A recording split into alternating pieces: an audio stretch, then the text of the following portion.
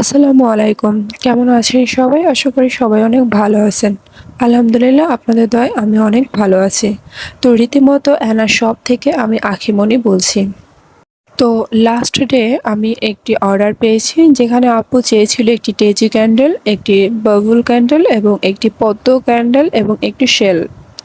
তো আমি রীতিমতো এটা বানাতে বসেছি। যদিও আপুর অর্ডারটি ছিল ২ দিন পরে, সেক্ষেত্রে আমি রিল্যাক্স নিয়ে আস্তে, আস্তে করে বানিয়েছি। কালারটা হচ্ছে আপু নিজেই কাস্টমাইজ করে দিয়েছে, তাই আমি সেম কালারটাই রেখেছি যেহেতু আপু কাস্টমাইজ করে দিয়েছে। আর তার অন ইয়ার বেবির বার্থডে ছিল।